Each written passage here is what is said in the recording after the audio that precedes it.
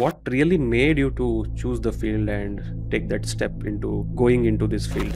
It is difficult to be able to see your feelings and emotions is a very confusing, and it's a very, it's a state where one could feel lost. While I'm mentioning this, I would want to take this opportunity to mention you don't get addicted to medications if you are with a psychiatrist. Start acknowledging that you have mental health.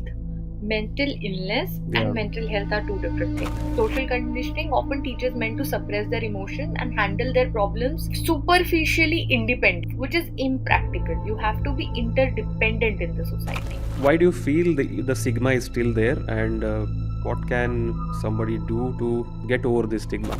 If you need help, then you're less masculine, and men are not able to report it. The reason they are not able to report it is as per till 2021, 73% males were dying by suicide. Hey Snail, thank you so much for joining us today. Welcome to the School of Men. I really appreciate you taking out time from your schedule and coming out here to add value to my listeners and audience. Thank you so much and welcome Thank you so again. much for having me here. So, Snail, why don't you let our listeners and audience know who you are, a little bit about your background, and what do you do, and what inspired you to do what you're doing currently? So, I am Snehal Singh, a mental health professional. I have been practicing since last 3 4 years. At present, I am doing my masters in social psychology. This is my second masters. I'm doing this in Royal Holloway College, London. And my reason to get into this field, honestly, I did my graduation in forensic science. By then, that's when I had a subject called as forensic psychology. While I was studying forensic psychology, I realized, okay, this is something that I actually want to go ahead with. Like, I already always knew what I want to do, but I didn't know how to sort of get in there. Then I started interning in Central Bureau of Investigation, Forensic Psychology Department. That's where my interaction with people one on one started, seeing what emotional health is, what mental health is, what could be the repercussions of us not being taking care of it as an individual and as a society as well. And since childhood, I've had multiple experiences where I have sort of seen what it means to neglect emotional health and what it actually means, because a lot of people in our country, we don't know what it actually is. So I think all these things kind of made me stay inclined towards this field. And then when I started working, COVID happened. That was the time when uh, my practice actually started, as in I started getting into multiple dimensions of whatever I could do at that point, because we all needed help. And yeah, so here I am. So, what specifically made you to pursue this path? You said, okay, you had some um, experiences while growing up, and you took interest into um, psychology in the forensic psychology. But what really made you to choose the field and take that step into um, going into this field in a deeper way? Honestly, there is no one reason, so I think it's not going to be an easy answer to this.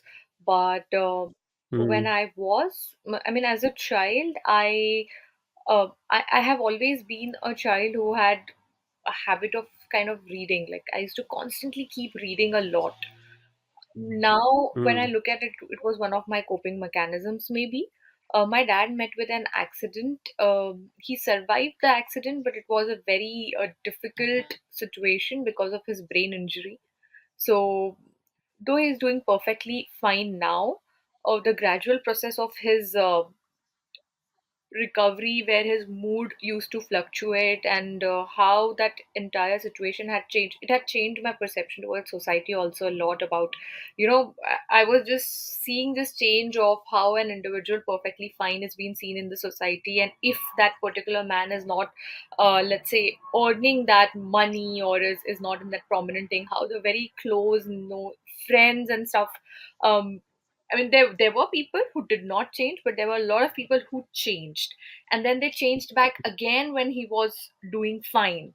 So that process of us as a family going through that transition, also sort of, and that's when we got to know about mental health when he had a brain injury and how it was been. So it was easy to make somebody understand that there's a brain injury and the hand is fractured, leg is fractured, but nobody had a definition or an understanding of what's happening to the mood, what's happening to the memory. So I think that also, not being able to comprehend that had always inclined me towards the curiosity of what's exactly happening. Having said that, there were also multiple other experiences happening simultaneously, or maybe I was just somebody who used to keep observing a lot, not only in my house, otherwise also, like, okay, why is this happening, why is that happening, why is this person saying this only, like those kind of things. I think that was also it was always there was an inclination reading books regarding philosophy and stuff like that. Very recently, few years ago, did I get to know very much about psychology, to be honest. So yeah. So you said your family had to go through these difficult times because of your father's accident and his problems with his brain injury, and I'm pretty sure there were so many other factors which were involved. You also said uh, he couldn't earn anymore, he couldn't But work. yeah, I mean, so Um, he was somebody who had set up his business, so that hmm, was functioning, but the perception of society, to see the value okay. of an individual based on what and how much they assume you can go upwards, or like, oh yeah, ab ye to ho gaya, like, Hmm, this is, maybe this person is done now. So the perception keeps hmm, changing, a basis on the graph of hmm, your success, or not everybody is like that, but it yeah. would be wrong, or we'll be lying if we say that the world does not have major chunk of such people. So in a way, you had to go through some difficulties, and you chose this field because you want to help other people, so that they shouldn't go with these they shouldn't suffer these kind of issues in their life. That is what it means. Trying Why are you trying to doing do this? my bit. I mean, of course, I Mm, have I know I cannot end the suffering. That's impractical to say.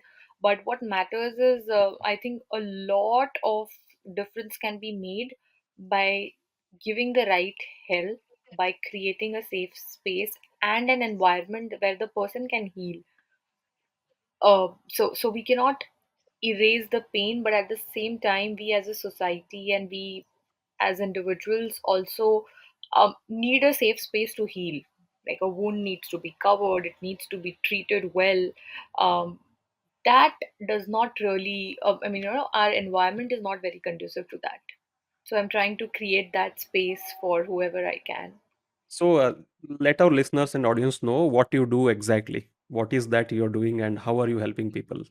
So at present, I take counseling sessions for people, Mm, and I take mm, workshops. I do stuff like, let's say, recording a podcast with you. So whatever I can do for mental health awareness specifically. By awareness, I mean like letting people know at first place what's been up with them. So that's what I do through my work to sort of, and it's for all the age groups. It's for anyone and everyone who feels that I need somebody to talk to, and that somebody does not have, I mean, talking to a friend or a family member is not helping. When you feel that feeling, or mm. you're not able to talk for that matter, forget it's helping or not. Sometimes it's just that we don't know how to talk, what to say. Maybe we know what we are feeling, but we don't know how to communicate it. In that case also, sort of, my role comes into the picture. So, why do you think these problems arise, and um, why do you think someone should go and talk to a therapist or a counselor? And what exactly is therapy and counseling? What can a person expect going into counseling? So there is no one reason for why a person could uh, seek help or would want to seek help. or there is no one sign to it. There are multiple aspects, multiple facets to it. Uh, what is essential is to know that when you start realizing that whatever you're experiencing with, whether it is not being able to get out of bed, whether your communication, your anger, your frustration, your use of substance, device, um, or anything is getting beyond your hand, I think that itself could be the right time to start seeking help. It's not that there's any wrong time to seek help, but one should not have to wait till being suicidal or till being, being very like everything is going out of hand. Only then you go and seek help. It's not needed. It is difficult to seek help or to come to counseling because of lot of stigma in the society, and more specifically with the emotions of men in the society. So it's very easy to say, it's okay to cry, you can talk to someone, but I think it's the real picture is it's very difficult for men to do that because we as a society have not created that safe space and that environment where they can cry or where they can talk. So there are a lot of people saying it's okay cry, but very few people who would actually stay and give you what is needed when you're crying. So and When it comes to counseling and therapy, I think it can help in multiple ways, starting with just having somebody who can have a perspective to your life, which is a perspective from a little bit wider range. While you are in it, you might not get the entire full picture of what's happening ahead, happening in the sideways, what's also happening behind. It can be overwhelming to understand that. To talk to a friend or a family member could also mean that they will have their own biases about their situation, their own opinions, and sometimes our needs are so intertwined. So let's say if you say you want to quit your job, you can talk to your wife about it, but you don't know what state of mind your wife is in at that point of time because it's a difficult time for her as well. So to what extent can she be your support? Can she give you a perspective about it? Same with your family, let's say parents or anyone else. With friends, again with friends they would not know the entire situation in terms of how your unconscious mind is working, your subconscious mind is working, how your fears are taking over, when are they taking over. So I think this is the area where taking help from a professional makes more sense. Sometimes we have our recurring patterns which are not in our own awareness, and as a professional, we are trained to sort of be able to see that, to be able to talk about it when the patient, with the client is ready. Yeah. So it's not also the very rosy picture, as in, counseling. Some days it'll be really great. Some days your deep issues would come up. So in the therapy or after therapy, you might not feel like elated or being on the seventh cloud, but it's a gradual process where you start realizing what's happening and take autonomy in your hand. I can I can understand because I have been in therapy with you. So I really thank you for those sessions. I was in a very tough spot, and talking to you has really helped me. And I would say um, you have saved me from a big trouble, and thank you I'm so much for so that. glad I could create that So space. Thank you yeah. for reaching out. So So you said there is still some stigma and there is no awareness. Why not we take this opportunity to create some awareness? Let's start with this. You said there is stigma. There is, and nowadays people are getting exposed to this concept of counseling, and people have started accepting that okay, mental health is also similar to your physical health. Physical health is something which nobody nobody have a stigma around it. Like if you're sick, people if you're sick, you go to a doctor and get your treatment. But mental health is something people don't recognize, they are not aware, and they I think there is still confusion around this topic, right? Hmm. Whenever you talk about mental health and therapy, people will directly associate it with um, being crazy, or like, let's start with what is the difference between a psychologist and a psychiatrist. Both of them, I guess, they do counseling, and people should have this distinction between what does a psychologist or a therapist do, and what does a psychiatrist do. So please throw a light on that. Sure. So, psychologists and psychiatrists are both trained to help people with their mental health concerns. There is a key difference. I'll talk about India. So, in India, Mm, psychologists can offer you help in terms of counseling. It will be mm, talk therapy, it will be certain body based therapies, and when it comes to psychiatrists, they can prescribe you medications. It sometimes a person would only need a psychologist, maybe. Sometimes they would need psychologist and psychiatrist both to work hand in hand to sort of take care of a particular situation. Basically, what the difference here, so when you reach out help, it's you don't have to think twice about who do you have to go. You can go to anyone to begin with. You can go to a psychiatrist as well, you can go to a psychologist as well. um, Psychologists typically can also, while they can help you with counseling, they can also help you with psychological testing, they can help you with diagnosis if they are RCI licensed clinical psychologist in India. RCI licensed clinical psychologists can make the diagnosis and use the therapeutic techniques, so on. For counseling, for other psychologists who are not RCI licensed, it's not, they cannot do diagnosis in terms of doing a clinical diagnosis, but they can help you through the therapeutic techniques, through talk therapy, as I said, certain body based therapy, and related stuff to manage and overcome the concerns and the problems that you're facing in a particular situation. Psychiatrist treatment, moreover, also comes on the part of medications. While I'm mentioning this, I would want to take this opportunity to mention you don't get addicted to medications if you are with a right psychiatrist. It is not a sign of any kind of weakness. You're not, the medications are not going to take your sense of control from you. It's not going to sedate you when taken in the right doses given by the right doctor.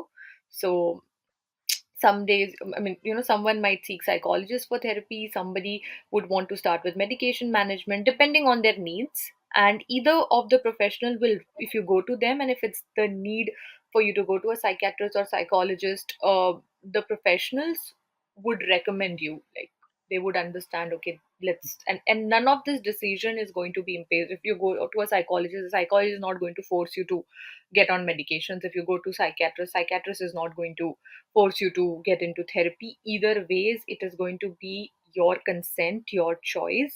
But both these places are a place of help and not your sign of weakness. so you're saying like, you should start treating psychologists and psychiatrists just like you would treat a doctor, right? Absolutely, absolutely. Yeah. Okay. Um, so you also talked about this stigma. There is still this stigma around seeking help when it comes to mental Yeah. health. It is still there. And uh, why do you feel the stigma is still there? And what can somebody do to get over this stigma? I think the answer to why the stigma is still there is also that it's there because we've not worked uh, enough or bare minimum also to sort of Mhm. work on eradicating this stigma. Uh, Most importantly, there is a gender difference when it comes to dealing with mental health concern as well. Since we're talking and about men today, there is Yeah. a gender difference in how any kind of emotional health concern might come up, and what sort of symptoms might come up when it comes to men, and what it would come up for women. There's a difference. So I think beginning from that, and second aspect is we've been taught to, as a society, only to be self-reliant and stuff. But especially when it comes to men, the conditioning is very strong. You have to be the provider. You have to sort of be somebody who is so fulfilled, who is so independent that you do not need uh, anyone else. Everybody can rely on you. But we've never been taught or even spoken about that who you can rely on, basically. Right. So the stigma also stays because we don't know we can talk, especially when it comes to men. Now we say that you can talk, but it's been years of you cannot. What are you talking? Whom are you talking to? And Yeah. there's also perception. Is talking really going to help? Are they going to come and fix my life or my bills? I have to just keep doing. I have to keep working. I have to keep providing for my family. Maybe if I just keep providing more and more, one day the problem in my house is going to be fixed, or I'm going to feel better. So I think it is because we don't, the idea that you can talk is still very new. Second step would be to know how to talk, what to talk. And so because it begins with, if you don't see you can be vulnerable with yourself, how would you be vulnerable with anyone else? And the reason you're not being able to be vulnerable with yourself is because you were never allowed to. So that is one of the reasons why the stigma still exists. And us as a society, we haven't been able to understand what role the whole feminist movement plays in the culture, and what it means for men to have feminist movement or to be part of it. Having said that, to also understand that you cannot build feminist movement by eliminating men in it, or by making it's not about villainizing or demonizing one or the other. And we as a society, if you just see through Instagram or Twitter or wherever, it's either like one way or the other. It's never like a team. So these are the factors that actually contribute more to the stigma. Since you have brought it up, how is this current trend of feminism, or all the things that's going on in the social media and the public discourse? How is it affecting? How is it doing something good, bad? What are your views on that?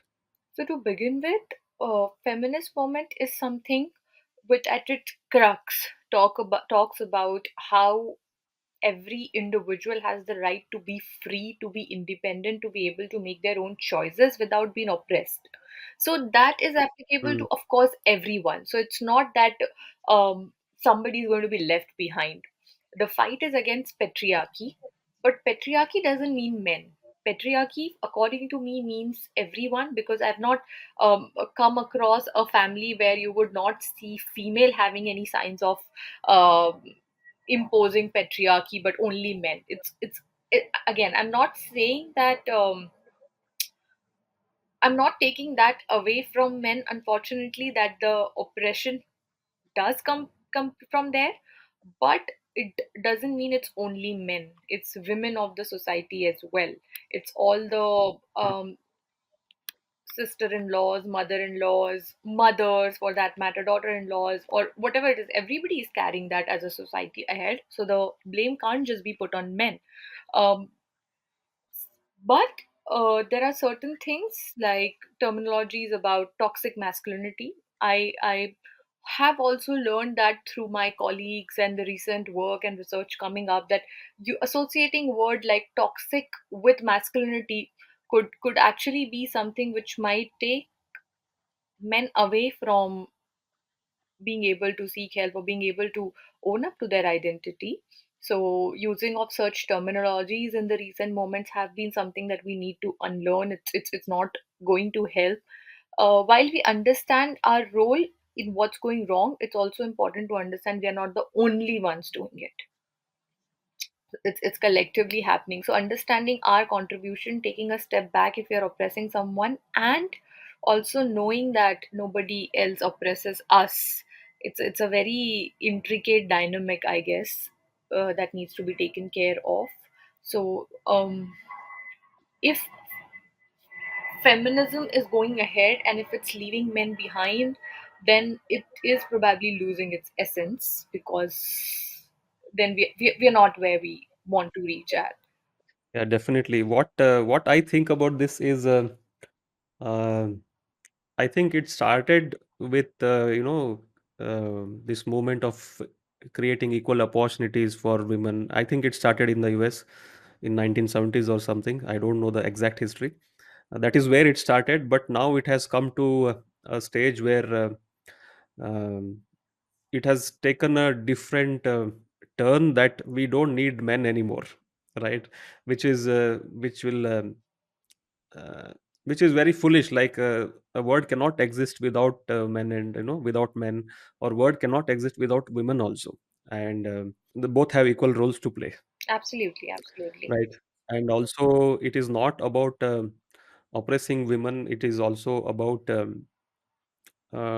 see, if I take my own family, my wife is a stay-home wife. She's a housewife, and it was my choice to have a housewife, because I truly believe that the things which go on in the home, the responsibilities of a woman, or let's say, for in my case, my wife, that is also very, very important. Like the nurturing of the family, taking care of the family, taking care of the home, and it has to be equally respected, right?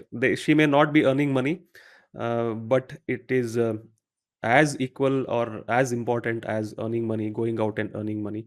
That is my take. Okay. And there could be couples who are both working, and in that case, both have to take equal responsibility of everything, right? It's all about having this harmony and balance between the two. This is what I feel in the context of a family and in the personal life, and in the context of the uh, society in general. It's all about uh, recognizing that each of men and women have their role to play, and they have to be equally respected and equally valued, and there have to be equal opportunities for both. Yeah, yeah, but There um, shouldn't be. that makes a lot of sense. But having said that, there is it's important to know that there is no role associated, honestly. I mean, it Mm, could work for one, it might not work for another. There's no data yeah. also that specifically says that if a man is earning in the house, then it is better. If a woman is staying at home, it's better for kids. There Yeah. have been kids who've done great with their mothers working, and so I think Mm, this is when it's a very important thing to understand that men or women tied to a specific role, that in itself is the problem. So the pressure on men to constantly go out and work and bring money, whether or not whatever is happening with them, and they are the only ones who can do it, nobody else can do it. This is the pressure that men grow up with, and this exact pressure that we need to sort of lift away from them. That, and same with the women as well, that you can have your choices, and you can choose basis on what you want, what your needs are, what your aspirations are, and none of these roles are tied to you because you're born there. You can choose to take up your own roles. In ideal society, that should be happening, but hoping to sort of reach there for all the genders. I totally agree with your point. Like, it all boils down to personal preference, as long as you're respecting each other's Yeah. role. That is what I feel, right? Yeah. So, what do you think the current men are facing? Like, what are the problems the current men in the current society are facing when it comes to mental health? When it comes to mental health, if we look at the global data, or only data of India as well, you'll realize that as per till 2021, uh, 73% males were dying by suicide, and that's a major concerning, and for that matter, alarming aspect that has been ignored. So men are not able to report it, which is another key point. The reason they are not able to A report is dynamic. Like there are multiple reasons to it. Very prominent one being seeking help is being seen as a weakness, or more prominently, it's been seen as being less masculine. If you need help, then you're less masculine, and uh, that I think explains a lot for why it is difficult. So one, so there are multiple aspects to stigma. One, collectively stigma related to mental health that exists in the society for all the age groups, all the genders, but again very specifically when it comes to men, how it is, how society sees it as an attack on the masculinity. So that has been perceived by an individual as well, that okay, I'm less masculine if I do this, which is of course not true. And because a woman is not less feminine if she is seeking help, so how can a man become less masculine if he is seeking help, right? But it is not as simple as I'm saying, and it's not so simply understood in the society. Having said that, it's very concerning that the data, uh, the science of emotional health concern also appears very different than the traditional definitions of what we generally hear or see in the movies when it comes to depression, when it comes to anxiety. Like for example, certain things that you will see in the social medias of not being able to do things as you can do on everyday basis, not being able to, let's say, productive enough, feeling sad, not being able to get out of your bed, eating habits change. While all those things can happen, depression in men can also look like, let's say, aggression, very prominent aggression, very frequent aggression, uh, or we can say anger. There could be misuse of substance nowadays. Mobile phone, when I say misuse, what I mean is we are using it beyond the need, and we are misusing it, as in we're not actually, it's not helping, it's not using, it's going beyond that. In men, it can also look like overworking. So while the perception is generally, traditional perception is that depression या anxiety से गुजर रहे हो तो आपकी productivity कम हो जाएगी, a lot of men would actually keep overworking, like constantly uh, into something or the other, wanting to pick. The idea behind that, it could be used as a coping mechanism. It could be the feeling of I'm not doing enough, so I need to keep doing more. Maybe if I do more, I'll feel better. Then isolation, losing touch with your family, losing touch with your friends, not being part of the social circle.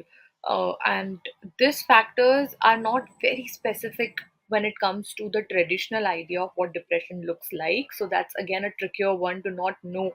It might look like, okay, I'm going to office, I'm coming back, I'm providing for my family, then maybe I'm fine. What's the big deal? But something is happening inside, and maybe this has been used as a coping mechanism. So it's important to see how depression or other emotional health concerns can be seen in men, which can be very, very different from women. Like a man who's constantly, if you see that there are anger spills happening, uh, it could be a sign of depression. But what generally happens is we term them as being an aggressive individual, as being violent, and they usually do not sort of get the right help because of associating that particular habit, that particular reaction with their identity कि ये है ही ऐसे. Maybe it is a symptom, it's not who they are. They are carrying that symptom. So you're saying it may be that it is not their trait, it can be a symptom, Yeah. like if there is a pattern of behavior, like it may be anger, or it may be um, overworking, or it may be sometimes withdrawal also, like uh, you are there at home, but you're not connected with your family, right? It could be a sign of withdrawal. Okay.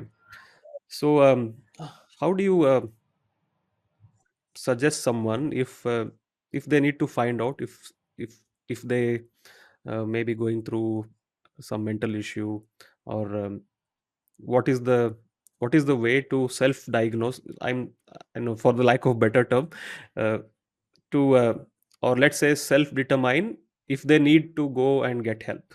To be able to seek help, the first step will be to notice what's happening. One is you getting your own individual feedback, uh, where you feel some sense of dissatisfaction, some sense of not feeling enough, some sense of, let's say, sadness or constant mood fluctuations, frustration, not being able to sleep properly, not being able to either eat or eating beyond what you want to, and then you're sort of like regretting after that that I shouldn't have eaten it. Same could happen with alcohol, cigarettes. All of these things are coping mechanisms. So, using porn, misusing porn, very prominently, it also leads to withdrawal, isolation, because then the shame is associated with it. So you're hiding it, and then so you're not being a part of social circle. You're not wanting anybody in your family also to come to your room or to disturb you. But any sort of this addiction is not itself a problem. It is a symptom of an already existing problem that needs help. That is also very important to notice. So all these things could be the sign that you need help.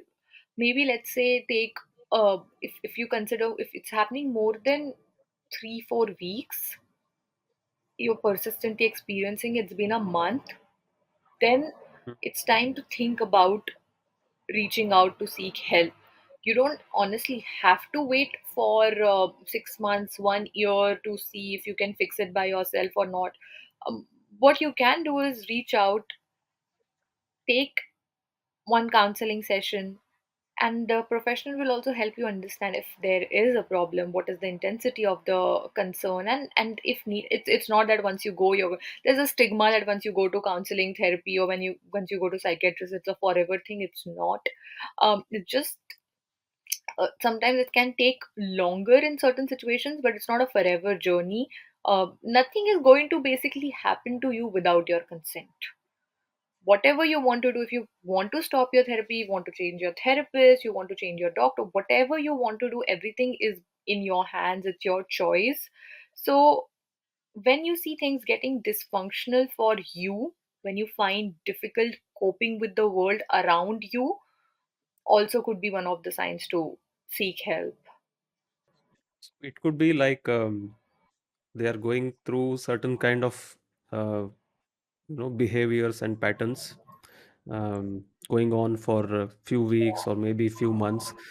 You have to recognize the pattern. If it's happening again and again with you, then it's a good sign that you should get help.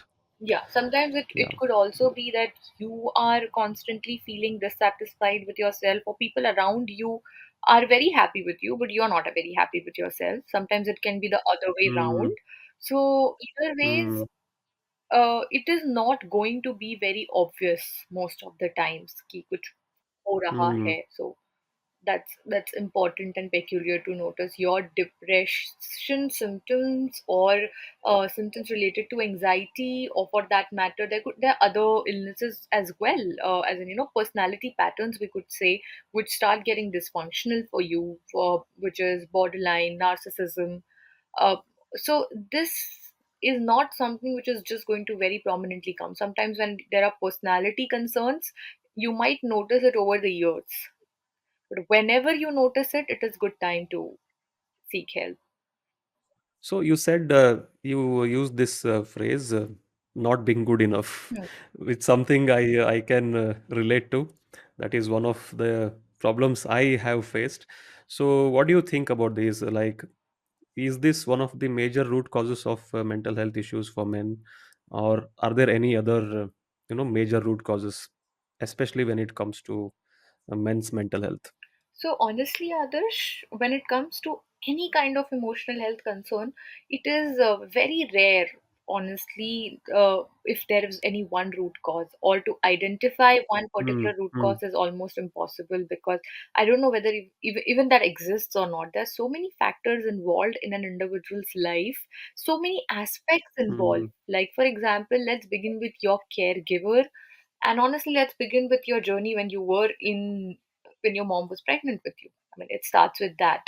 Your mental health journey starts from there, and her mental health journey during that process is also going to have an impact of how you are going to be growing up as an individual, how your father has and your family has been behaving with her at that point of time, those emotions are going to be part of your emotions as well. And then how and what kind of caregiving is happening to you when you're a child, what is the opinion of people around you related to society and the world. All these factors also influence an individual's causes of what might not happen. Having said that, many men struggle with self confidence and self pride due to unrealistic expectations and comparison with others that keeps happening. Societal pressures to sort of achieve and perform, and uh, the feeling of inadequacy is never seen as it could be a problem. It's always seen as something that a man should use to keep doing more. So, overcoming these challenges sort of involves seeing that there are a lot of negative belief, there are a lot of unrealistic goals set, there is a lot of pressure of being hard on yourself. It's been seen as the only way you can sort of grow. So what the opinions like what doesn't kill you make you stronger, if there is trauma it will help you to become a better person, it's not applicable on everyone. And nobody, what trauma is actually doing is constantly creating a hollow space within you. It is telling you that there is an I mean, you need to take care of yourself, but we are being as honestly our society teaches men to deflect from it, like deflect your pain away, go work, do something. You don't have the time to even say that ouch मुझे लग गई है, because then it's been said लग गई है तो ठीक है ना, क्या हो गया, तुमको लग गई है तो कोई बात नहीं. So the conditioning is to avoid that. So when you are being taught to avoid it, you will learn that मुझे अगर पेन हो रहा है तो मुझ में प्रॉब्लम है कुछ. When it comes to emotional factor, अगर किसी का हाथ दुख रहा है तो हाथ दुख रहा है, लेकिन अगर ठीक नहीं लग रहा है तो मैं वीक हूँ कि मुझे ठीक नहीं लग रहा है. So social conditioning often teaches men to suppress their emotion and handle their problems superficially independently, which is impractical. You have to be interdependent in the society, right? So, this harmful stereotypes, such as the notion that men should always be strong and self reliant, discourages them from seeking help. And to address this issue, it requires a cultural shift towards valuing human emotion and vulnerability in men, and encouraging them to talk about their feelings as and when they feel ready, as in when they feel comfortable and the space that is helpful to them. I mean, there is a lot of research coming up which also says that maybe uh, having support groups, or probably going to a place which is more like a sports club, let's say, or it's so rather than a very non-clinical setting, might be a right place to begin with if you do not feel that you would want to go to a professional, specifically individually to a psychiatric because you're scared ki kya hoga kya nahi. So I think the better place would be to, let's say, start with a group, support group, or to clubs where you find an environment which is more empathetic, which is a space where you will not find talking about yourself as a personal attack. You can begin with that and then gradually encourage yourself to see where it leads to you. So all it boils down to मर्द को दर्द नहीं होता है, right? So what do you feel Yeah, like yeah, there is yeah. some society also has a role to play in this, right? Um, and I want to go back to one Very, thing you very. said, like it starts from when you're in the womb. What's happening with your mother, right? Is it that these people um, they come out of the womb, they have certain kind of character traits and proclivity towards something, right? It's not that uh, whatever has gone with your mother, you cannot control it, right? Whatever has happened is happened. It's not that you're doomed for life, right? And it always Of course, of I what course. I know little bit about this is it also depends on the environment around you. Okay, maybe it's your immediate family, maybe your school, how the people around you are treating you, and what kind of expectations they are setting on you, and what is the kind of social conditioning that's happening, right?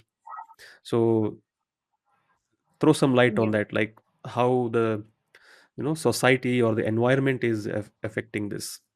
Society is always, I mean, it's the background.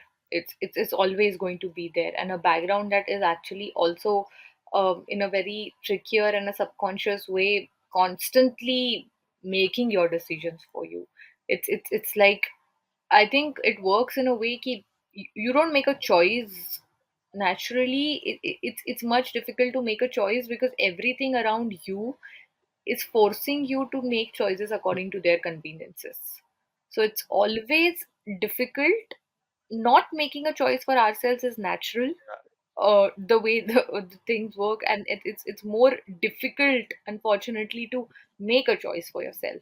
So that's because there are so many multiple factors taking place simultaneously. As I said, mother's mental health, how she is being treated in the society and in her own house and by your father, is also going to play a major role. How you see your father being there, present or absent in your upbringing, is also going to play a major role. What is the dynamic between both of them? What is the dynamic between your family around that you're growing up, plays a major role. And that doesn't mean everything should be very rosy or a very lovely environment, and if there shouldn't be any hardships at all. Of course not, there are going to be. And but how adverse are the hardships, that it is essential to understand. If it's very frequent hardships, if the child is constantly seeing a stressful environment and is being expected to just become strong enough, then it's unfair, then it's putting the burden. Like, for example, a very common example you will see in our country, where the child, the elder son or younger son or whatever, is seen as somebody who's just going to change the entire dynamics and everything, and is just going to create the scenario where these parents who are living, let's say, a life of being a middle class or this thing, are just become like prominently rich, and that burden has been put on the child. तो वो बच like, from the very beginning, the child is being told that, oh, you have XYZ traits, so now you are going to become this huge massive success, and we are just waiting for that success to happen. So the unfulfilled dreams of mother, unfulfilled dreams of father, both of them haven't been able to receive the kind of respect they wanted from society. Now they put that pressure on the child that you will bring that glory back to us. And the child is not left with an option of whether the child wants to bring the glory or not, honestly, right? So that pressure sometimes can also lead to, in fact, not perform, not do better. Because of the perfectionism, it could lead to a very prominent symptom that we experience these days: procrastination. Like, the very first sign that we notice something is going wrong is ki we've used our phone, let's say, for so many hours, and we realize we're just not able to start the work. We have the idea in our mind, we have the plan in our mind, we have everything else said, but we're just not able to do it. This sort of also comes from those perfectionism uh, aspects, and these aspects are coming a lot from your childhood, or whatever is expected out of you or not. Other factors is how you see men around you coping with the emotions and feelings that they are coming up with, whatever they are going through. That is again a very important, how mother or people or your caregivers around you are responding to your emotions as a child. What do they do when you cry? What do they do when you're happy? What do they do when you fall down? What do they do when you're hungry? All these things actually build up a major chunk of how we are going to see the world, understand ourselves, and then respond to whatever we are going through. So if you don't see the relaxation of let's say your father, apart from sitting in front of the TV at night watching news, then you would not know there is any other way of relaxing. If you see your father going out playing sports, maybe that permanently becomes a aspect. Okay, fine, this is something that can be done. So as you are in this profession already struggling with telling people importance of how of taking self care, but that's also because our generation has seen mothers taking care of fathers and fathers not knowing they can take care of themselves. So to for you to encourage men to come out, take care of themselves is way more difficult, because you first have to make them understand what is the need to have a hobby, to take care of yourself, to have your social circle. Yeah, somewhere I think for our generation at least, we have been raised by our mothers a lot. Like fathers were, um, see, our generation, the main concern was to make a living, to survive somehow. And now the word has changed. And our fathers were out to make a living and earn and, raise the family. That was the main target. And I feel because of that, men have lost that touch with real masculinity, how how men deal with the word. Because at least I feel like that, and I keep on getting these kind of ideas and messages on the online whenever I read about this. Like, men suffer because they have not been taught how to be men, right? They have not been around men when they were growing up, and because of this it's causing a lot of these issues, um, especially with the men. Okay.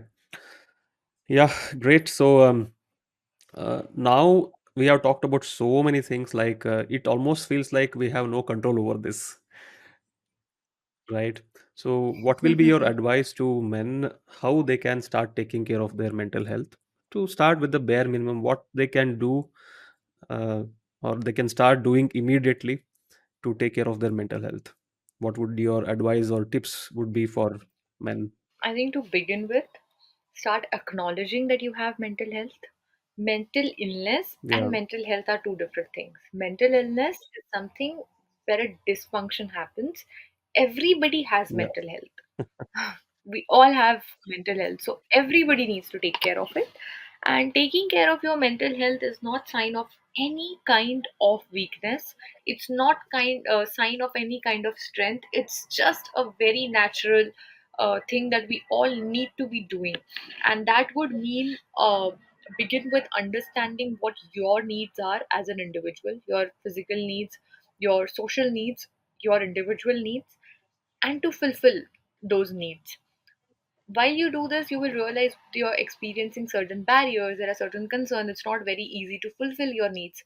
Then to see how and what can be done to fulfill that needs. Are you able to take enough steps from your end to do that? Is it, or maybe a lot of things are not under your control. So for the things that are not under your control, to be able to be with it, to understand what is under your control, what is not, is also very difficult.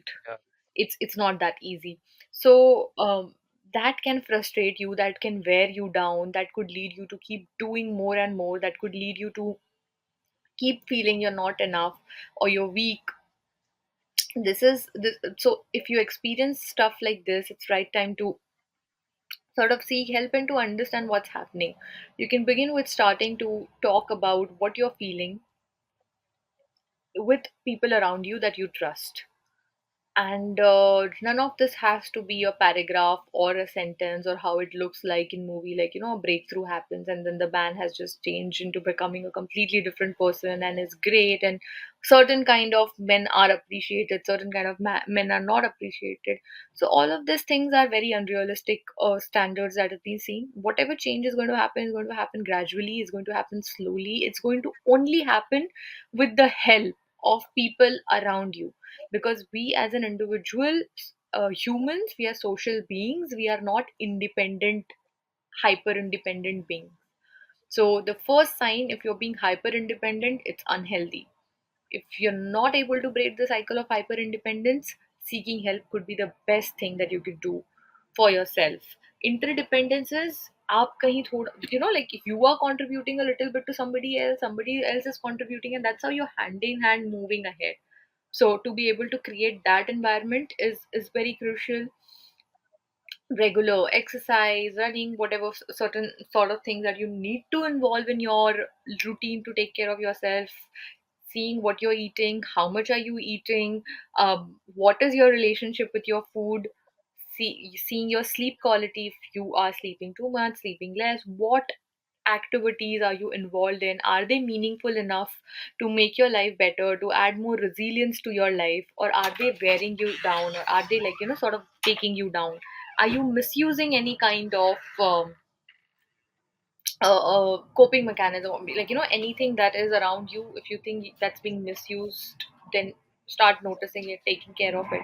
So I think educating yourself, recognizing how much is under your control, how much isn't, and then to seek help if needed could be the step ahead.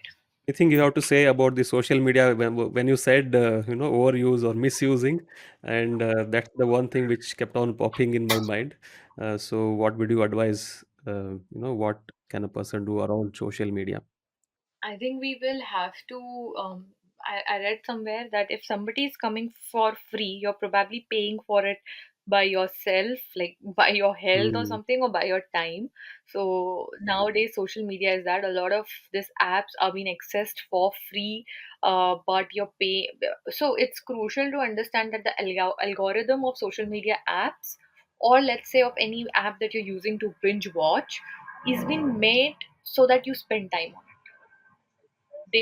There are professionals sitting there to find out how can they make you stay more longer on that app. So it's designed that way. You are going to get tricked into it. There's no way around it.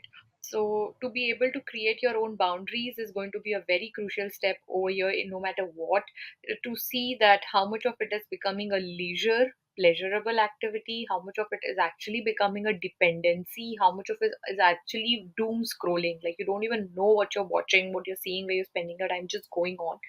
Then probably it is a symptom of something that you need to sit with yourself and sort of ask what's happening. So, social media algorithm is working to make sure that you leave everything aside and you be on it. That itself sort of says a lot about what is happening with all of us.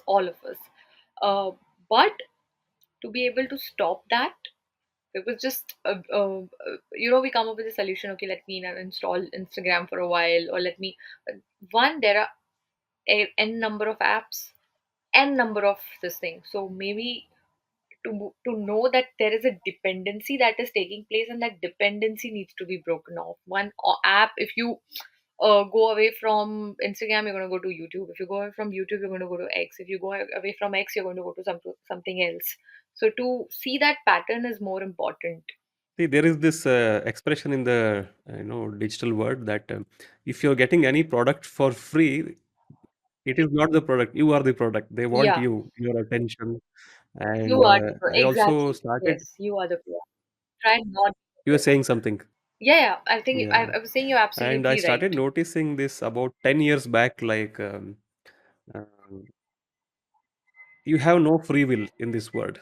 At least in the current world, you have no free will. Anything and everything you're doing is somehow, somewhere influenced by someone else through all the marketing, the consistent marketing that's happening through social media and the news and any and every media you take, everything is influenced. They want you to behave in a certain way. And um, it could sound as a conspiracy theory, but you have no free will. And social media has a major. It is. I think we have to keep exercising it. I think that you're right. There is no already Mm, available free will. You have to choose to yeah. choose, and there will be a lot of forces, visible, invisible, Yeah. acting towards you not being Mm. able to choose what you want to do for yourself. And I think that's where our boundaries come up. That's where our needs, acknowledging your individual needs will help you understand how this free will are fulfilling their needs, how this factors, multiple factors are fulfilling their needs. So you need to see what my need is, and then I need to cater my life based on my needs. Okay, Snehal, thank you so much for coming. We are hitting the time limit. Uh, I think this is a very, very deep topic, and we can go on and on about it. There's a lot of even with the topic of social media, we can have a separate, I guess, separate podcast for that. So what I do is I take Yeah, this commitment from everybody who's coming on the podcast, um, that I would like to have you again on the podcast with a much, much specific topic, where we can have a deeper discussion. If you feel like we have to talk about something absolutely. I specifically, would maybe love the to. social media could be a very, very impactful topic for us. So, before letting you go, I would like you to ask, what is one final message or advice you want to leave our listeners and audience with? So I think it would be to a very cliche one, but yet important. Your mental health is just as important as your physical health. It is just as impactful in your life like your physical health, and honestly, sometimes more than your physical health, because it's a very close knit. And to be able to seek help is not easy, it is difficult. To be able to see your feelings and emotions is a very confusing, and it's a very uh, it's a state where one could feel lost. But if you're feeling lost, it is not end of the world. Probably it is somewhere your space to maybe now start finding a lot of things for yourself. If you feel that you're being lost, if you are not able to find the direction, then you can reach out to your loved ones, your near and dear ones. And if you after that feel that um, you need to seek out to for help also, it is when something that you need to do. Sometimes near dear ones, family members, and it's, I mean, not putting the blame on them, they would just not be enough, they would just not get it, they would just not, I mean, they'll be there, but they are not being of any help at that point. And this is one of the concerns, this is one of a very painful thing that people who are living with somebody who's going through emotional concern also experience. There is this helplessness that your loved and dear one will also experience because they don't know how to help. So seeking the right help is very, very, very important. Take care of yourself first. Identify you are a self who has needs that need to be fulfilled, and you're beyond the expectations that people have from you. uh, I think, yeah, Yeah, great. that's about it, Yeah, because yeah. I can keep going on and It's a on great with as well this. advice, and I can vouch for it. Being a physically fit person, I'm fit and strong than most people of my age. Um, Mental health is much more important than physical health. This is what I can say. I can vouch for it, and I have been through both of the things. And like you said, the mental health is very, very it is very frustrating. If physical health is very straightforward, you exercise, you eat well, you take rest, sleep well, then you're fine. But the mental health part is really very frustrating, and it will be great. You can start by talking to your loved ones, and I think uh, it will solve a great deal of minor issues and problems, right? And if that is not helping, then Absolutely. you can always reach out to a mental health professional, right? Great, Snehal. Thank you so much for your time, and adding value the to our listeners and audience. How can someone reach out to you? Are you still taking clients, helping people through therapy, and how can someone reach out to you? Yes, yes, I'm taking sessions. Maybe we can add in my uh, number or my Mm, Instagram handle, yeah, my email ID in the link or in the description somewhere, and then yeah, you can reach out to me. They can also, if you want, if they want, they can reach out to you, and via you, they can reach out to me, or through the link description, whatever we'll be providing. So that way, I'm available to taking new clients. So yeah. you can Great. definitely I'll reach make out. sure to put your. You have a contact form, right? I'll uh, I'll put your contact form Yes, yes, and yes. your I will Instagram send that. handle and email ID in the description. And anybody who needs help Sure. and maybe interested to talk to Snehal can definitely get her help. So yeah, thank you so much, Snehal, for your time. It means a lot you come here, Thank you so much. I'm and so looking glad to forward be to the here. next one. Yeah. Absolutely, Bye bye. absolutely.